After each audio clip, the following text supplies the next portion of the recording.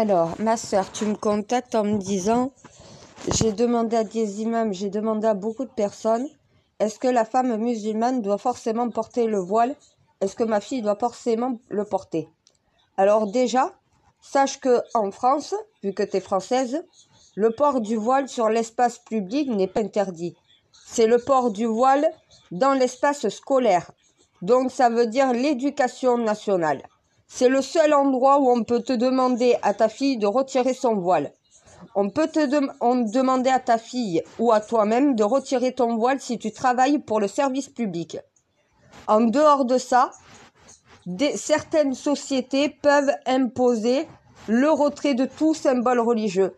Ça veut dire que quand tu prends un travail, s'il y a un code vestimentaire, tu es au courant que tu vas peut-être devoir retirer ton voile. S'il n'y a pas de code vestimentaire, donc voilà, dans ces cas-là, oui, tu pourras le conserver. Ça, c'est en France. Donc voilà. Après, le fait de le porter ou de pas le porter, c'est pas en fonction du regard des autres. C'est pas en fonction de ce que vont penser les autres musulmans ou ce que vont penser les Français. Tu portes pas le voile par mode parce que les musulmans doivent le porter ou parce que au final tu ne le portes pas parce qu'en France on impose de ne pas le porter. On impose de ne pas le porter à l'école, pas sur la voie publique. La laïcité impose une neutralité à l'école, mais la laïcité n'impose aucune neutralité dans l'espace public. La laïcité, c'est le savoir-vivre ensemble de toutes les religions avec leurs différences. Ben oui, la religion des musulmans avec les autres, c'est le port d'un voile. Voilà, à un moment donné. Alors, soit la France décide d'interdire le voile dans la sphère publique, sur la voie publique, et dans ces cas-là, c'est un autre débat. Mais à l'heure actuelle, tu me demandes si ta fille doit le porter, si tu dois le porter. À ton avis, est-ce que porter le voile, ça va faire de toi une bonne ou une mauvaise musulmane? Il n'y a pas de bons ou de mauvais musulmans. Il n'y a pas de bons ou de mauvais chrétiens. Voilà, il y a des chrétiens qui pratiquent plus que d'autres. Si tu es une croyante, mais pas pratiquante, tu n'as pas à t'imposer le voile, puisque tu crois en Allah. Tu pratiques un petit peu comme la plupart des musulmans en France, pour beaucoup, il faut juste le ramadan et certaines fêtes musulmanes. Je te dirais, ne le porte pas, ma sœur. Parce que tu ne peux pas le porter. C'est pas parce qu'au final, tu n'en es pas digne, c'est pas parce qu'au final, tu n'es pas une bonne musulmane, c'est pas parce qu'au final, je suis française et que je vais t'inciter à ne pas le porter. Moi, je vais te donner un autre son de cloche que ce que tu vas entendre des Français ou ce que tu vas entendre des musulmans ou des imams. Étudie, instruis-toi. Ne récite pas la salate. Ne lis pas la prière. Apprends-la, comprends-la. C'est facile de faire la prière. Bismillah, El-Rahim, El-Rahim, El-Hamdoulillah, Nabel Alamin, Rahim, Rahim. Tous les Français peuvent le faire, hein, en vérité. Hein. Si tu veux te faire passer pour converti musulman, c'est facile. T'apprends par cœur les prières, comme tous les musulmans. Sauf que la prière, c'est pas apprendre par cœur ce que tu lis, c'est de comprendre ce que tu as lu, ce que tu récites. C'est ça que je te dis, étudie. Éduque-toi. Voilà. Reprends le Coran du début, du commencement. T'es musulmane, a priori, tu l'as pas compris. T'as pas su le lire. Donc, reprends du début. Tu prends ton Coran. Tu l'ouvres, première page, première prière. Lis la prière. Ne la récite même pas. Lis-la. Essaye de comprendre ce qu'elle t'explique. Qu'est-ce qu'elle te dit? Quel est le message caché dans la prière que tu récites? Tu n'es pas capable de lire le message parce que tu l'apprends par cœur. Étudie. N'apprends pas par cœur la prière. Étudie ce qu'elle dit. Et apprends par cœur ce qu'elle t'explique. Et tu fais ça dans chaque prière jusqu'à la fin de ton Coran. Tu fermes ton Coran, pose-toi la question. Est-ce que je dois porter le voile ou non? Tu auras toi-même la réponse à ta question. C'est entre toi et Dieu après. Ça ne regarde ni tes imams, ni ton mari, ni ton père, ni même moi, ni même Macron. Ça regarde que toi. Prends ton Coran, ouvre-le à la première prière. Étudie chaque prière. Ferme ton Coran une fois que toutes les prières, tu les as étudiées. Pose-toi la question, est-ce que tu dois le porter ou non? Tu auras toi-même la réponse à la question. Et ça, c'est ce que tout imam devrait vous faire faire. J'essaye de leur faire comprendre qu'il va falloir en arriver là. Et c'est pareil chez les chrétiens et chez les juifs. Hein. Les musulmans, ne vous sentez pas discriminés. Hein. C'est pareil de l'autre côté. Hein. Les 3 religions monothéistes, est-ce que vous savez lire correctement vos textes saints? Est-ce que votre Coran, vous êtes capable de savoir le lire correctement? Faut étudier. Tu ne récites pas une prière. Tu étudies une prière. Tu dois comprendre son sens. Tu dois comprendre où est le bien, où est le mal dans ce qui t'est expliqué. Tu dois en retenir quelque chose.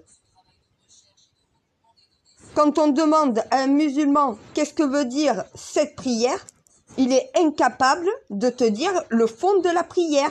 Il te récite la prière. Je t'ai pas demandé de me réciter, je t'ai demandé de m'expliquer qu'est-ce que la prière dit. Pas qu'est-ce que tu répètes, qu'est-ce que dit la prière? Quel est le message de cette prière-là? Qu'est-ce que ce message te dit? Qu'est-ce que tu dois en apprendre? C'est pas le tout de réciter, de copier-coller, c'est le fait de comprendre ce qui a écrit. Il y a un message dans chacune des prières. Il y a un commandement dans chacune des prières. Si tu ne l'as pas trouvé, c'est que tu as fait du copier-coller, du par cœur. Le par cœur, ce n'est pas étudier la religion. Donc ma sœur, étudie ton Coran. Ne le récite pas, étudie-le. Cherche le fond caché de chacune des prières. Fais-le sur la totalité de ton Coran jusqu'à la dernière prière, de la première à la dernière, de A à Z, au pied et à la lettre. Une fois que tu auras fait ça, tu n'auras même pas besoin de poser la question, ni à un imam, ni à moi, ni même à un autre musulman. Tu auras les réponses à tes questions. Mes imams, exemple, à suivre. Je veux que vous me fassiez tout ça. Va falloir les instruire maintenant. C'est bien de leur avoir appris le Coran, mais ils savent pas l'interpréter, ils ne savent pas le comprendre. Ils ne lisent pas le Coran, ils le répètent, c'est du par cœur. Le par cœur ne t'explique pas. Et on a le même problème avec Gabriel Attal dans l'école. On n'éduque pas nos enfants, on ne les instruit pas. Ils ne comprennent pas la moitié de ce qu'ils lisent. Il n'y a pas de synthèse, il n'y a pas d'explication concrète de l'étude. Donc au final, ils apprennent plus rien. Voilà, à un moment donné, c'est du par cœur. Il n'y a pas de fonction mentale dans du par cœur. Tu ne réfléchis pas dans du par cœur, c'est du copier-coller. À l'école, on a le même problème que dans toutes les religions. Oui, mon Dieu, merci, je sais. Parce qu'il n'y a pas l'étude. Moi, tu m'as fait étudier tout ce qui existe dans le monde sans avoir besoin d'ouvrir un bouquin. Tu as été mon professeur, même pas besoin d'un livre. Parce que tout ce que tu me fais réciter, je dois en comprendre le sens. Je dois étudier tout ce que tu me transmets. Je dois comprendre le sens pour pouvoir le transmettre. Et ils croient que tu me donnes tout comme ça en claquant des doigts. Faut quand même que je le comprenne. Et ben voilà. C'est pour ça que je leur dis, moi, mon cerveau, il est en ébullition permanente. Si vous, quand vous réfléchissez, votre cerveau ne chauffe pas, c'est que vous réfléchissez pas. Voilà. Au bout d'un moment, ben oui, ça fait mal à la tête de réfléchir. Oui, de se creuser la tête, ça fait mal. D'étudier, ça fait mal au cerveau, oui. Comme tu le remplis, tu le fais fonctionner, t'actives ces connexions, justement. Tu n'utilises pas un téléphone ou un ordinateur pour faire la chose à ta place. Ton cerveau le fait. Et quand tu connais pas, oui, tu te sers d'Internet. Mais avant de te servir d'Internet, fais marcher ton cerveau. Avant d'ouvrir un bouquin, que ça soit un livre sain comme un livre qui ne l'est pas, à un moment donné, dis-toi bien, est-ce que je vais juste lire histoire de lire ou est-ce que je vais chercher à apprendre quelque chose?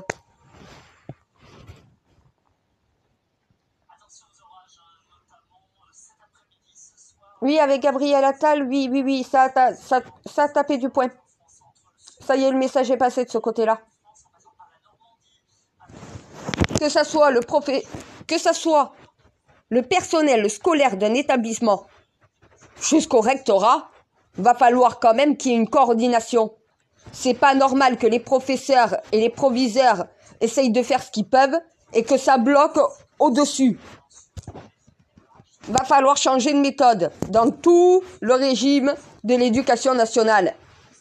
Va falloir changer de système de l'éducation nationale. Il y a un problème.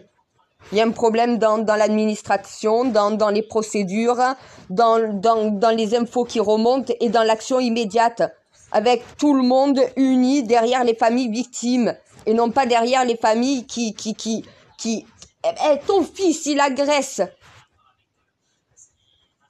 il harcèle un autre élève, c'est la faute du parent harcelé, c'est son problème à lui, c'est pas harceleur, c'est pas celui du parent harcelé. Donc le restaurant, il fait quoi?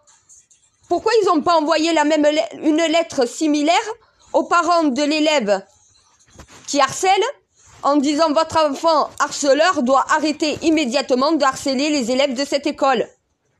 Sinon, on va être obligé, donc voilà, de le virer de l'établissement. Et vous aurez des sanctions. Non, on menace de sanctions les parents d'un élève harcelé. Mais les parents de l'élève harceleur, ils n'ont rien reçu, eux. Voilà, c'est là peut-être le problème. Je pense qu'ils se sont trompés de courrier. En fait, ils ont envoyé à la mauvaise adresse. Non, mais je crois que ce courrier, c'était à l'harceleur aux parents de l'harcelé qui devait l'envoyer, non? Oui, il y a un problème, oui. Il y a un problème. Le courrier a été envoyé à la mauvaise personne. Oui, il fallait envoyer un courrier. Mais pas aux parents de l'enfant harcelé. Aux parents de l'enfant harceleur. Ils se sont trompés de correspondant. Voilà. Honnêtement, moi, je dirais c'est une erreur. C'était envoyé... Non, mais à un moment donné, je suis désolée. Les parents d'un enfant harcelé se plaignent et c'est eux à qui on fait des reproches et qu'on stigmatise un peu plus. Mais par contre, les parents de l'enfant harcelé, lui, tranquille, pépère. Ah, lui, il est tranquille, son enfant est un harceleur et on lui reproche rien. Par contre, on fait tout le reproche aux parents des enfants harcelés. À un moment donné, il y a un problème de régime. Oui, il y a un problème dans l'exécution des démarches à devoir faire. Il y a un problème d'identification de la personne qui pose problème, je crois.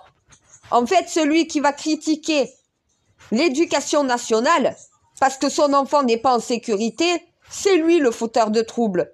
Par contre, si son enfant n'était pas harcelé, il n'y aurait pas de problème. Donc peut-être regarder du côté de l'enfant harcelé et de ses parents, qu'est-ce qui se passe? Et ne pas venir se plaindre du parent qui se plaint. T'as un devoir envers ses parents et cet enfant.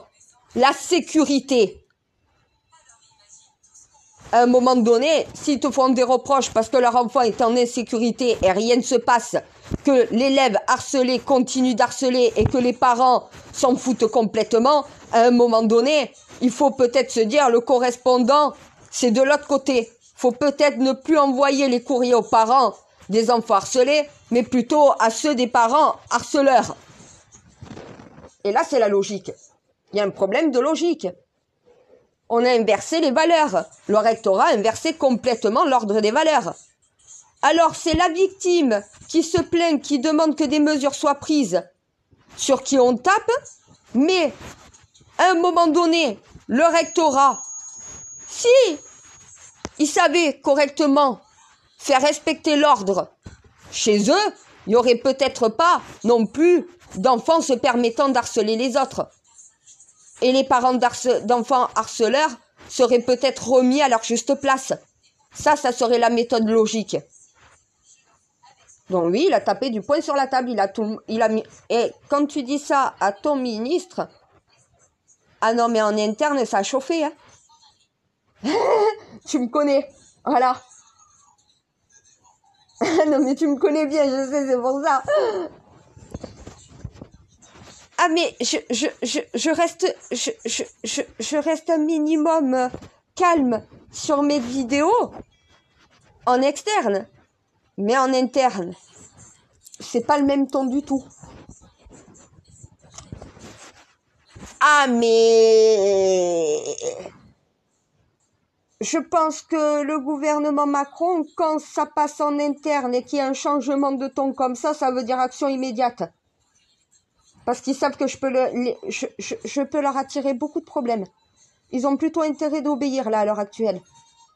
Parce que vu le chaos qui règne, ils s'en sortiront jamais autrement. Ah, directement, voilà. Ah non, mais là, il a fait ce qu'il fallait. Action, réaction. Il va falloir maintenant action, réaction chaque fois qu'il y a des signalements. Et les ordres ont été transmis. Hein. Gabriel Attal les a reçus, il les a transmis correctement. Les établissements scolaires les ont correctement entendus. A priori, le rectorat fait sourde oreille. Non, non, mais au bout d'un moment, le rectorat a un supérieur. Ça s'appelle Gabriel Attal. Quand il donne des ordres, tu obéis. Voilà. Et il fallait lui rappeler que c'est lui le chef. Borne lui a dit aussi, t'as voulu ce poste, t'as dit que t'en étais capable, t'as fait beaucoup de promesses, autant au président que à Lilith que aux Français. Maintenant, tu vas exceller. Hein. Plein pouvoir. Parce que mon messager Borne m'a dit, on fait quoi? On s'en occupe ou pas? J'ai dit à Borne, non, non, tu laisses Gabriel Attal s'en occuper. C'est pour ça qu'on a vu qu'une prise de parole de Borne et qu'après on voit Gabriel Attal dire je suis aux commandes. Ouais, publiquement, c'est marrant le changement de ton et tout. Ah mais je suis obligée de sévir. Les Français ne tolèrent plus, il n'y a plus de tolérance à ce bordel-là. On veut la sécurité de nos enfants. Ils payent pour le service public, ils payent pour ça, ils payent suffisamment d'impôts comme ça, les Français, pour au moins avoir leurs enfants en sécurité à l'école. Au moins ça. Ils demandent pas beaucoup, ils demandent pas d'en faire automatiquement des bacheliers. Il y a un parent d'élève harcelé qui m'a dit « Je préfère encore que mon fils ne fasse pas d'études supérieures, mais fasse au final un CAP, un BEP ou un truc comme ça, donc voilà, sachant que l'artisanat a besoin justement pour conserver l'artisanat de nouvelles mains, mais être au moins en sécurité. » Voilà, ça veut dire qu'ils préfèrent encore la sécurité pour leurs élèves que forcément un métier donc voilà, de carrière ou quoi que ce soit.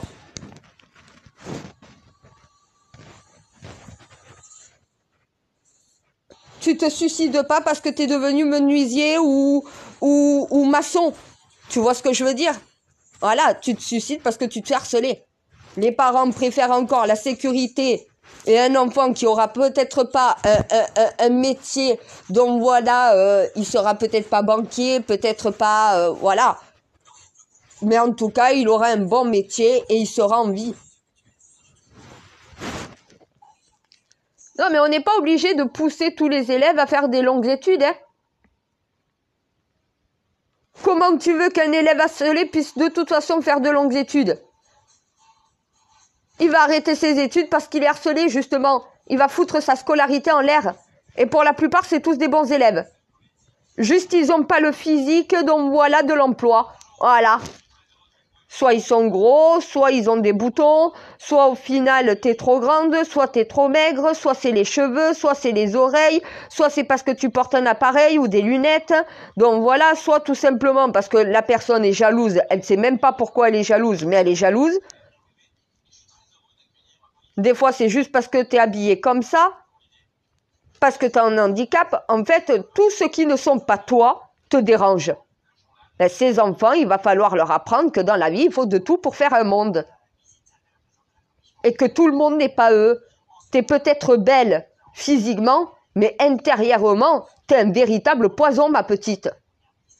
T'es une véritable peste, une véritable garce. T'es noire comme la peste de l'intérieur.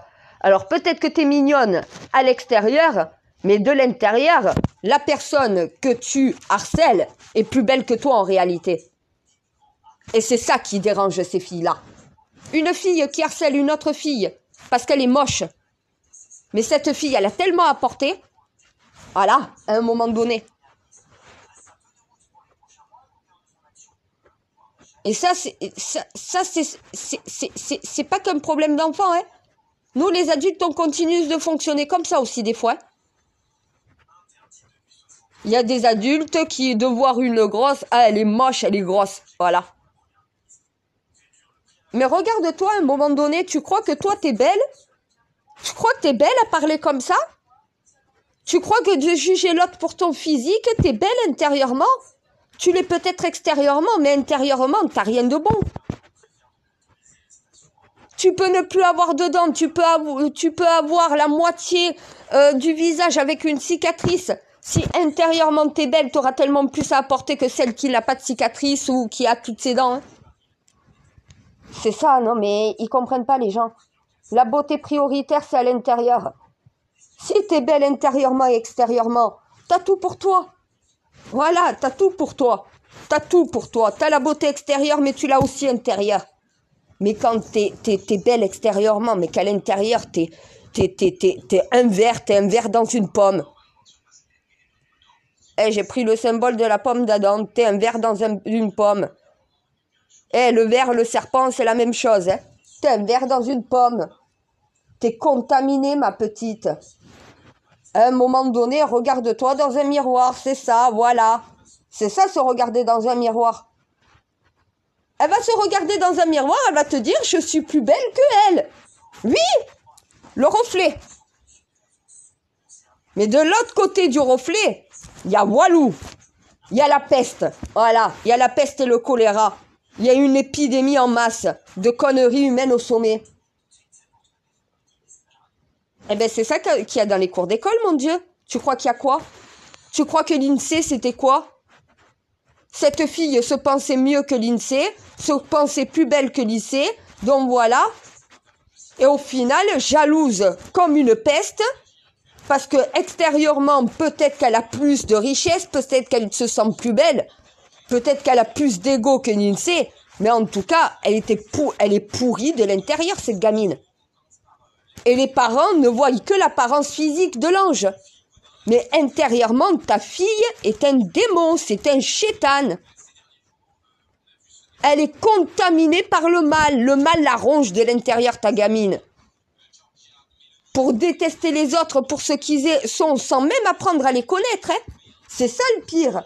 Tu ne connais pas la personne, mais tu la détestes. Tu sais pas pourquoi tu la détestes, mais tu la hais, tu la connais même pas. Apprends peut-être à la connaître, tu changeras peut-être d'avis. Hein. S'il faut honnêtement, l'INSEE et son harceleuse auraient pu être amies si elles auraient voulu.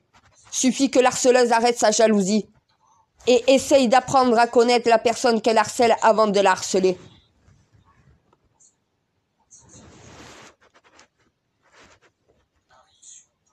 Mais les gens ne comprennent pas ça. Un gamin qui va taper un autre gamin pour son handicap, c'est parce qu'il se sent supérieur. Parce que lui n'est pas handicapé. Parce qu'au final, lui est normal. L'autre ne l'est pas. Et qu'au final, de s'apprendre à quelqu'un de plus faible que lui, ça l'amuse.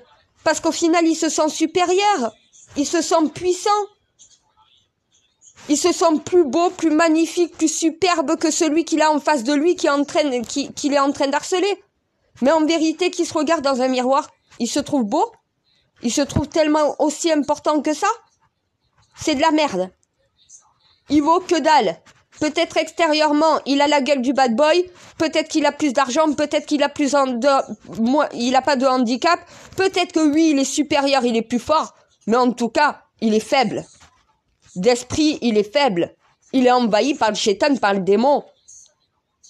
Justement, propose ton aide à celui qui est handicapé.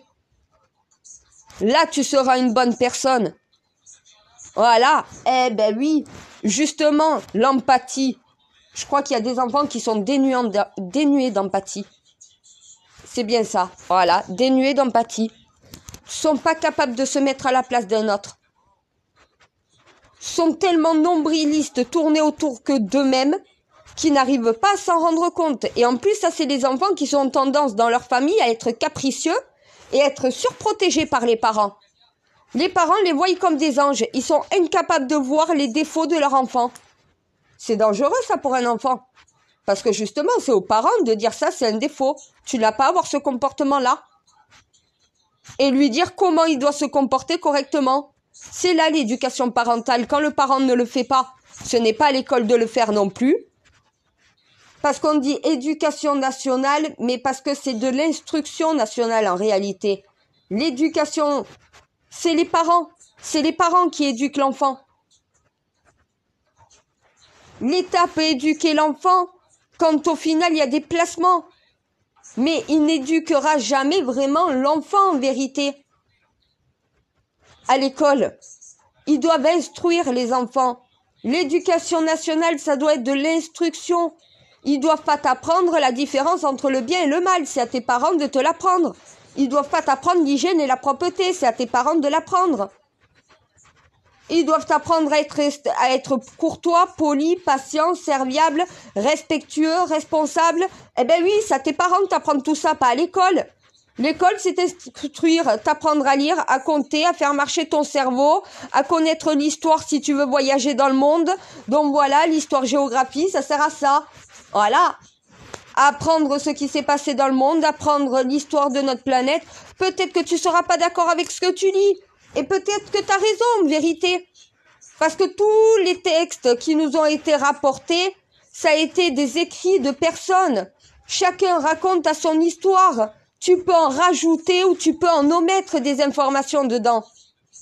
On ne peut pas prendre non plus, donc voilà, pour acquis tout ce qui est raconté dans le monde. Puisque c'est toujours des récits. Et un récit, on sait qu'on peut le modifier. Quand tu as plusieurs récits qui te disent la même chose, c'est un fait historique.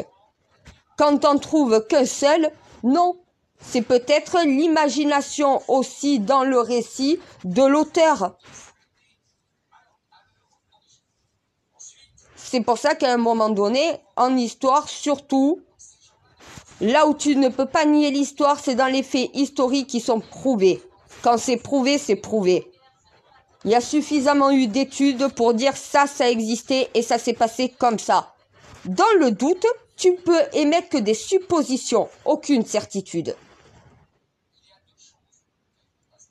C'est pour ça que moi je leur dis, c'est pas toi qui as écrit le Coran, c'est pas toi qui as écrit la Torah, c'est pas toi qui as écrit la Bible. Toi tu as expliqué à tes messagers ce qu'ils devaient transmettre. C'est eux qui ont transmis dans les textes saints. Et dans le véritable Coran, dans la véritable Torah et dans la véritable Bible, t'as pas qu'une seule écriture. Puisque les livres ont été hérités aussi de prophète en prophète, dont chacun est venu rajouter en vérité dans le véritable livre saint. Ils se rendent compte qu'il y a 3 écritures différentes. Je leur ai dit, ça c'est l'étude des textes. Voilà, là vous êtes sur le bon chemin quand vous faites des trucs comme ça, les scientifiques. Là vous n'êtes pas en train de chercher à tâtons. Voilà, vous allez dans le vif du sujet, dans du concret. Et si vous cherchez correctement et au bon endroit, vous aurez toutes les réponses à vos questions. On est venu me dire, putain, c'est Jésus, un musulman, mon Dieu, un musulman qui m'a dit c'est Jésus. Donc c'est toi qui viens annoncer le jugement dernier. C'était pas ton grand-père. En fait, Jésus, ça veut pas dire un prénom, ça veut dire je suis. Donc je suis le messager. Abraham, Isaac, Jacob, pour les Juifs, sont des messagers, c'est tous des Jésus. Moi, je suis juste la dernière de ma lignée. Donc normal que je vienne annoncer le jugement dernier. Il n'y a plus après moi. Et les femmes comme les hommes, dans toute l'histoire de l'humanité, dans ma lignée, ont été des messagers. Les femmes aussi sont messagères. Il n'y a pas que l'homme.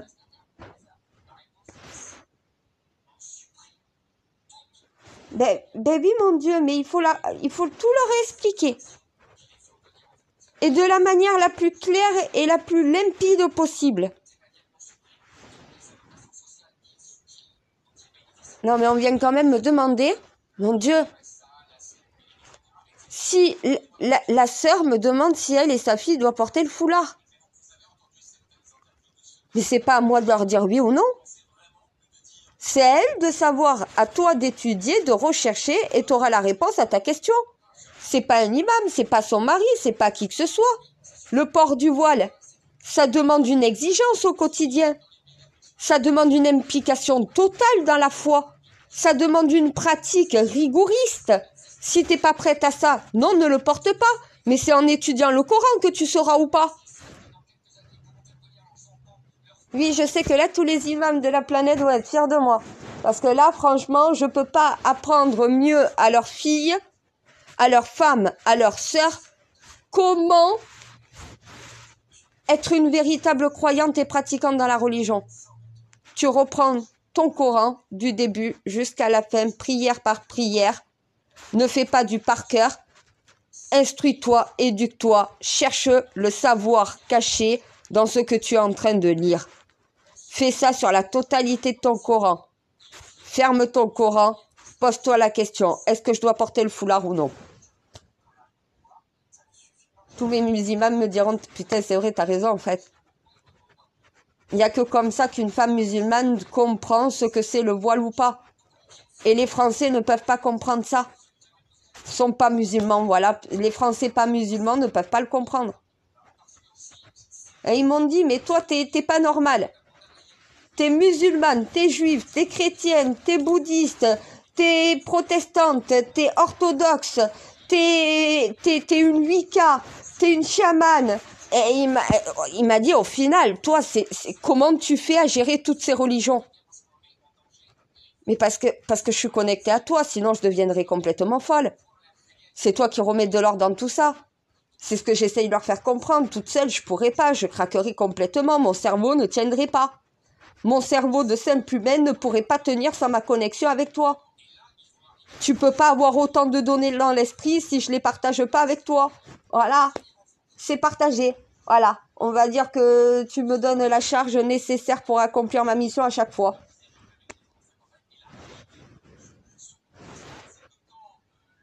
Non, mais mon imam, il m'a dit, mais tu fais le ramadan? Oui. Et tu fais le carême? Oui. Et Pécha? Aussi. Ah, mais tu fais les 3 jeûnes dans l'année? Oui. C'est pour ça que les années où il y a les 3 en même temps, c'est la merde. Parce que tu es obligé d'en faire celui qui arrive en premier et de rattraper avec les autres à la suite. Donc au final, tu as quasiment 4 mois d'affilée de jeûne. Et j'essaye de leur faire comprendre ça. Si tu dois appliquer moi ma religion, je vais pas les convertir à ma religion. Ma religion, c'est toutes les religions de la planète réunifiées. Il n'y a que la reine de l'humanité qui peut arriver à supporter ça. Je vais pas leur infliger ça. Ça veut dire leur réapprendre la langue originaire, leur réapprendre la religion du départ. Ça veut dire retirer musulmans, juifs, tout ça. C'est pas possible. Restez, vous, musulmans, si vous êtes musulmans. Restez, vous, juifs, si vous êtes juifs. Si votre religion ne vous convient pas, ce que vous recherchez, vous ne le trouvez pas, eh bien, étudiez peut-être les 2 autres. Ça vous donnera peut-être au moins ce que vous recherchez. De toute façon, un imam va te dire, si l'islam, c'est pas fait pour toi, cherche une autre religion. On n'incite pas à ce que tu te convertisses à une autre religion. Mais si ce que tu recherches dans l'islam, tu n'es pas capable de le trouver, ben étudie les autres sciences. Voilà. À un moment donné, c'est la recherche de ton bien-être que tu trouves Dieu.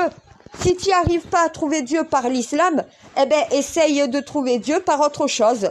Voilà. À un moment donné, il y a d'autres religions. Essaye-en d'autres. Inspire-toi. Donc voilà. Après, c'est pas parce que au final tu recherches. Non, mais moi j'ai fait faire ça à un frère, mon Dieu. Il a étudié les 2 autres religions. Il est revenu à l'islam. Il a pu comprendre l'islam. Voilà. À un moment donné, peut-être que dans ta recherche actuelle, tu n'arrives pas à trouver. Étudie. Sois un érudit. Prends une année sabbatique pour t'occuper et pour étudier tous les textes saints. Apprends les religions avec un S. Et après, tu verras quelle religion sera faite pour toi. Au final, si l'islam est fait pour toi, tu le sauras. Voilà.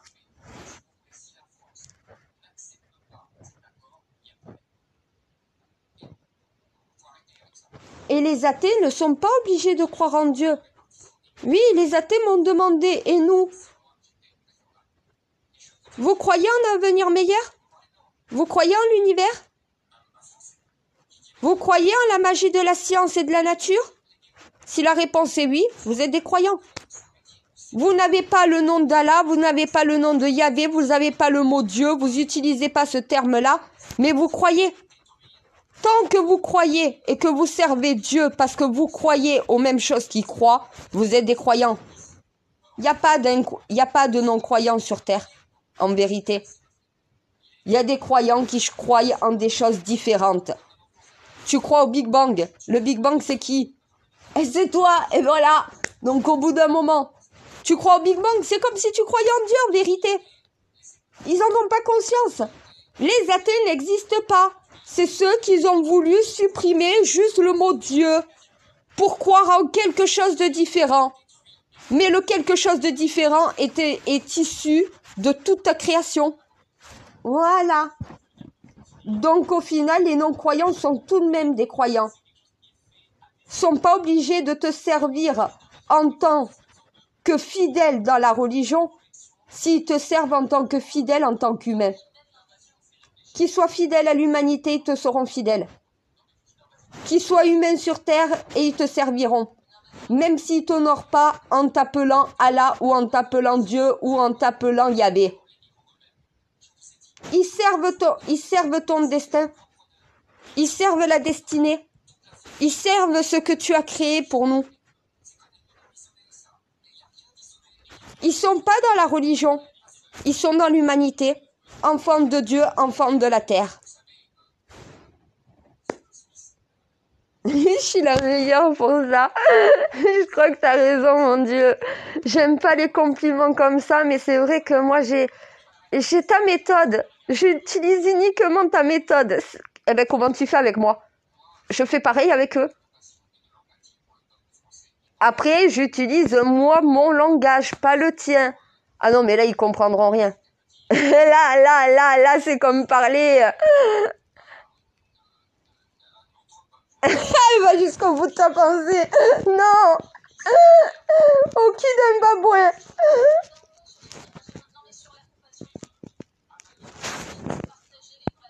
Ah ben, tu vas avoir comme réponse comme P, voilà. Non, mais à un moment donné, non, mais... Étudier. Je crois qu'à un moment donné, ils savent plus faire marcher leur cerveau, étudier. Peu importe ce que vous faites sur cette planète, prenez vos bouquins, commencez à étudier, refaire marcher vos cerveaux. Parce qu'on va jamais s'en sortir. Mon Dieu, c'est la tête qui fait le monde chez l'humain. Ça va plus bien dans leur tête, ça réfléchit plus dans leur tête, c'est plus cohérent dans leur tête. Instruisez-vous, bordel de merde. Ouvrez des bouquins. Apprenez la connaissance, évoluez, grandissez. Moi, je rigole à la fin parce que c'est les nerfs, j'en peux plus. Mais que tu sois un religieux ou pas un religieux, on s'en fout. Étudie, instruis-toi, nourris ton cerveau. Ne sois pas un trépané dans cette société. Utilise ton cerveau, fais-le marcher, nourris-le, nourris-le. C'est bien de nourrir ton corps, mais il faut nourrir l'esprit aussi. Nourris ton esprit par le savoir, par la connaissance, par la recherche, par la... J'en peux plus, oui, j'en peux plus. Mon Dieu, j'en peux plus. Non, mais attends, ils croient que se nourrir, c'est que physique. C'est que nourrir ton corps, c'est que manger. Mange les livres, mange ton Coran, mange-le ton Coran.